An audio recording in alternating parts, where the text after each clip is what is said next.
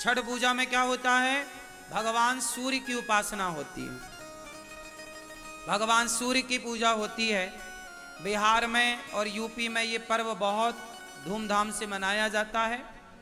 भारत के कुछ हिस्सों में बहुत अच्छे से ये मनाया जाता है। ये पूजा है भगवान सूर्य की।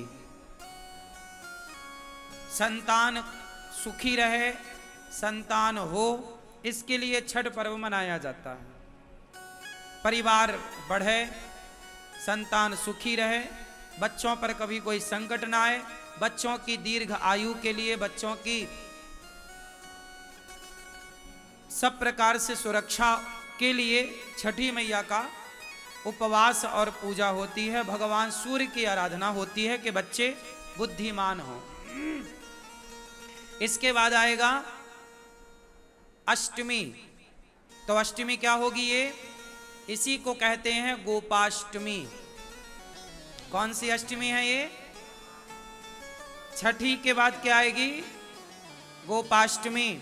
और गोपाष्टमी का मतलब है आज के दिन, मतलब गोपाष्टमी के दिन भगवान क्या किए थे? गैया चराना शुरू किए थे।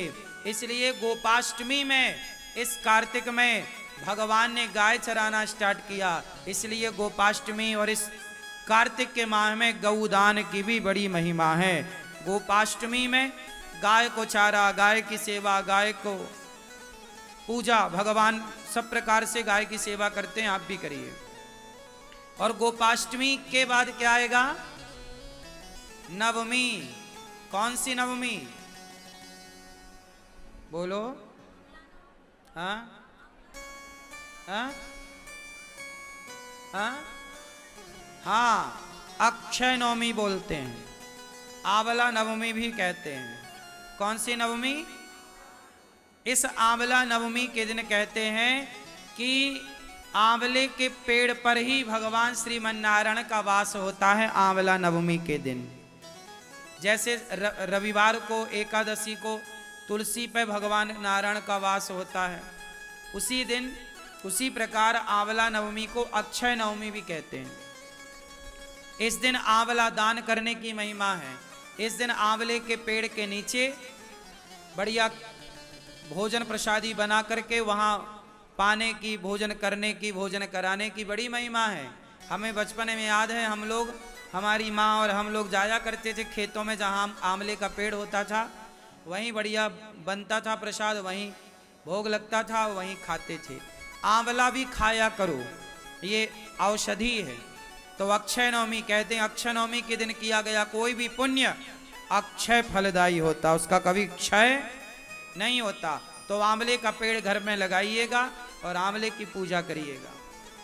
देखो हमारे जो त्योहार हैं कितने वैज्ञानिक हैं कि हम लोग पेड़ पौधों की पूजा करते हैं, आंवले के पेड़ की पूजा, ये प्रकृति की पूजा है।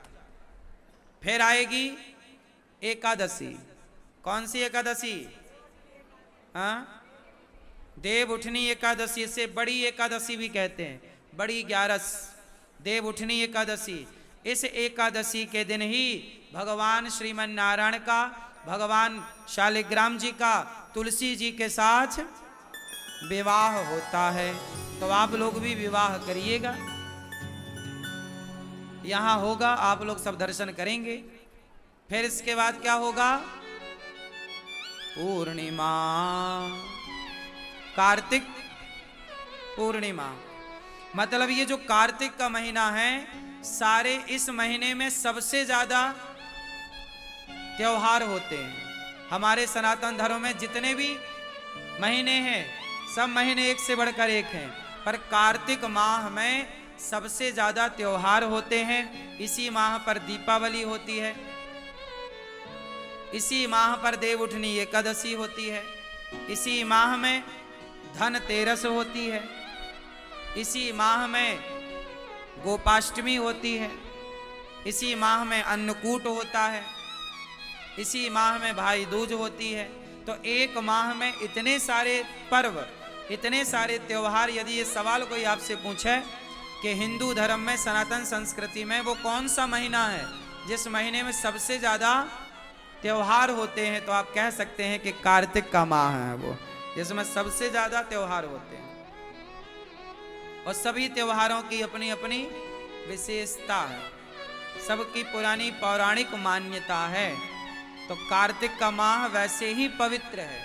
ये व्रत का इस माह में कहते हैं तीर्थों में स्नान करने का बड़ा महत्व है। आप लोग वृंदावन में हो तो यमुना जी ही स्नान करने जाया करो। क्यों? कहते हैं कि इस माह में ही एक राक्षस ने वेदों को जल में छिपाया था।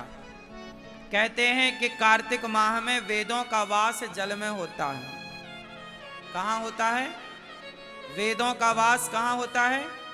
तीर्थों में, नदियों में। जितने हमारे तीर्थ नदियां हैं, जलाशय हैं, उनमें वेदों का वास होता है। इस महीने में वेद जल में शयन करते हैं, जल में वास करते हैं। तो वेद जब वास करते हैं तो कहते हैं कि जब आप जल में, तीर्थों में स्नान करते हैं तो आपको वेद माता की कृपा प्राप्त होती है और वेद कृपा करते हैं तो आपका ज्ञान बढ़ता है, आपका यश बढ़ता है, आपकी कीर्ति बढ़ती है, आपकी बुद्धि कारगर होती है, मीन्स अच्छी होती है, पवित्र होती है। इस माह में दीप दान करने की भी महिमा है। सब प्रकार से स्नान दान की महिमा बताई जाती है।